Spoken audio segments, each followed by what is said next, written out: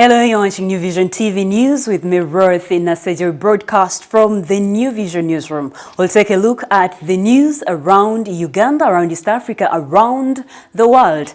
And later in this bulletin, we shall take a look at our Daily Pearl of Africa series and a special report. We start off with stories making news around Uganda. Now, Bank of Uganda officials, CAA and URA are under investigation over currency saga. And also the former Vice President, Gilbert Bukenya, and his wife are fighting over property. We have these stories in detail in the Saturday Vision. Now, for those who cannot access the hard copy of the Saturday Vision, the link is on your screen. All you have to do is subscribe to our e-paper. We now take a look at more stories making news across the country.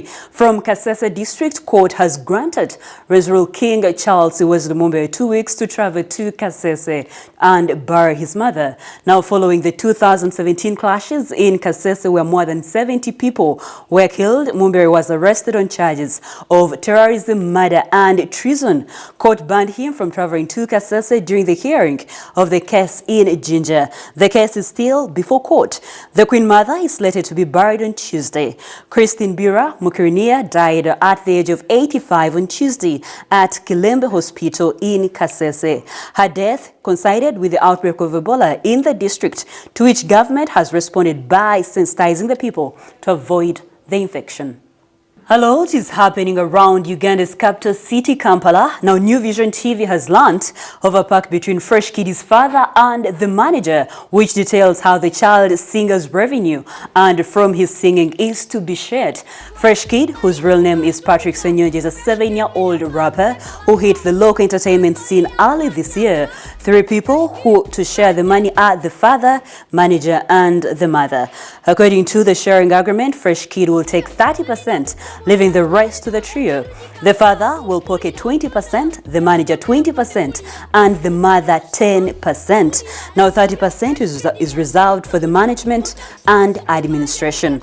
It is also agreed to opening a bank account for Fresh Kid where 20% of the 30% he takes will be deposited. He will only access it when he turns 18 years, but will have 10% to spend. Paul Mutabazi is Fresh Kid's father, and the child's celebrity manager is Francis Kamoga. Fresh Kid is a primary 2 pupil at Kampala Parent School.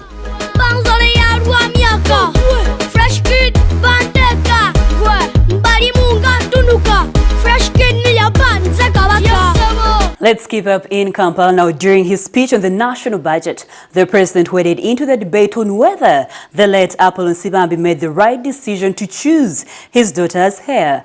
Female voices drowned Serena Conference Center as they applauded and cheered the president when he said there is nothing wrong with choosing women as heirs. Professor NSIBAMBI willed Rhoda Nachimula as his heir, but many say it goes against the Uganda traditions.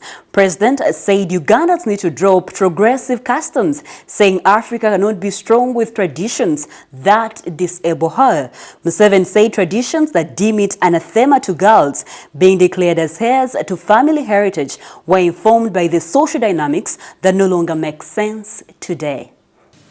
Is it reasonable for tradition to force a Mulwana or a Sibambi who in his life has built up a string of multi-billion shillings business companies to bequeath all this to allow the nephew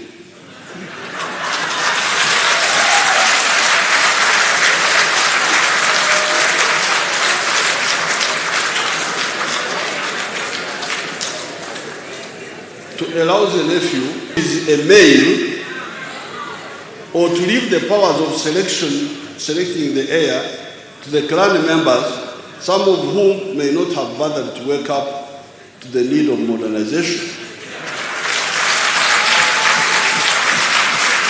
Still in the capital, Kampala, now the European Union has earmarked 2.5 million euros, which is 10.5 billion shillings, in emergency aid for Uganda to support response measures against the deadly Ebola virus outbreak. In a statement, the EU said the aid was intended to strengthen rapid detection and reaction to Ebola cases in the region.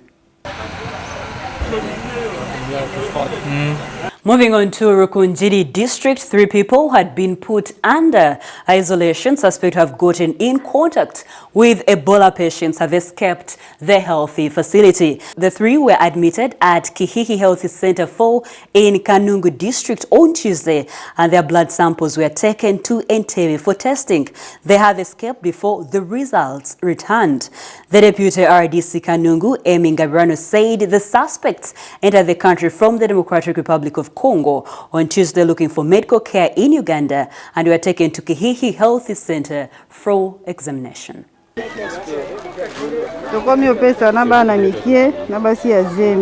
News from Kabalore district. Now, leaders have asked the government to increase funding for agriculture so as farmers can benefit from their produce. Kabalore district OC5 chairperson Richard Rabhinga said it was important to fund agriculture because it employs many Ugandans.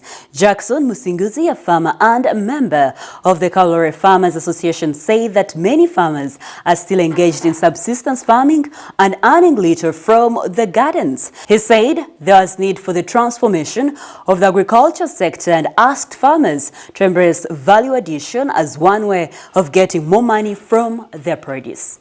We close off the news around Uganda from Jinja district, where people living with albinism have asked the government to establish a factory that manufactures sunscreen creams for them to easily obtain. Now, sunscreen creams are essential to the lives of people living with albinism as they protect their skins against the harmful effects of the sun, but the creams are imported from abroad. Speaking at celebrations to mark the International Albinism Awareness Day at Busoga Square in Jinja, Peter Ojik, a leader of PWS, said such an invasion would make the creams available for all those in need. Ojik also asked the government to include PWS in its cancer policy, arguing that they are vulnerable to the disease, yet majority of them are too poor to afford the high cost of treatment.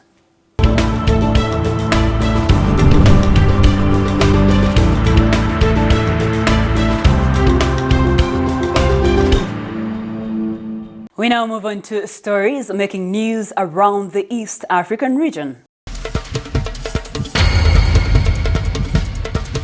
We start from Tanzania. Tanzania's finance ministry has proposed new taxes on locally manufactured and imported wigs and hair extensions, which are popular with women in the country. Filippo Mango, who was tabling the 2019-2020 budget in Parliament, was applauded by legislators when he made the proposals that are likely to be unpopular with ordinary Tanzanians.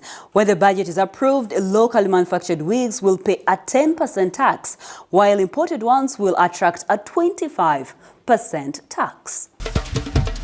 Moving on to Rwanda. Now, Rwanda's overall spending will rise by 11% in the 2019-2020 fiscal year to 2.877 trillion Rwandan francs, which is $3.16 billion, while in 2019, economic growth will be slower than earlier projected.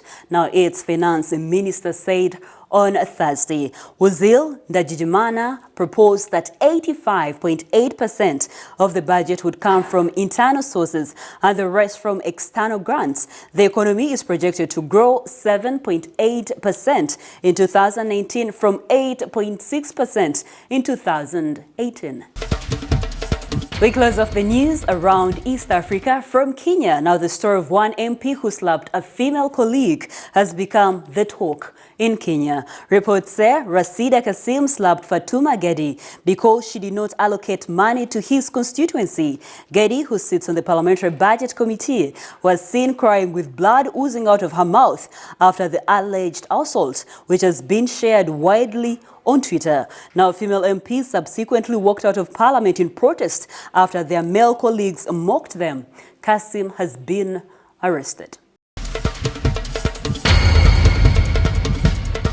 We now move on to stories making news around the world. We start from Sudan, where Sudan's ruling military council for the first time admitted it dispersed a Khartoum sit-in which left dozens dead as US and African diplomats stepped up efforts for a solution to the country's political crisis. Protesters had staged a weeks-long sit-in outside the army headquarters in Khartoum, first calling for the ouster of veteran leader Omar al-Bashir. The military council to hand over to a civilian administration. We now go to the United States. We start from Washington, where Sarah Huckabee Sanders, the White House press secretary who fiercely defended President Trump through one of the most tumultuous periods in America's politics, while presiding over the end of the iconic daily news briefing, will step down at the end of the month. Now, Trump announced her departure on Twitter and praised her for the right grit, heart, and loyalty to him and his goals. We keep up in the United States. From New York now, prosecutors charged Oscar-winning actor Cuba Gooding Jr. with forcible touching after he was accused of groping a woman in a Manhattan bar over the weekend. Gooding's lawyer, Mark Heller, said his client intends to plead not guilty. The actor had earlier denied the allegations, telling celebrity news outlet TMZ that nothing happened. News from Yemen now. Saudi forces on Friday intercepted 5 drones launched by the Iran-aligned Yemeni rebels, a Riyadh-led military coalition said in a statement. This is the second assault on an airport in the kingdom's southwest in 2 days. The drones targeted Aba Airport, where a rebel missile on Wednesday left 26 civilians wounded, and the nearby city of Hamis Mushait, which houses a major airbase. Closing off the news around the world is a story from New Zealand. Now, an Austrian man accused of killing 51 worshippers at 2 mosques in New Zealand in March today pleaded not guilty to multiple murder and terrorism charges. In an attack broadcast live on Facebook, the lone gunman armed with semi-automatic weapons targeted Muslims attending Friday prayers in Christchurch on March 15th in New Zealand's worst peacetime mass shooting.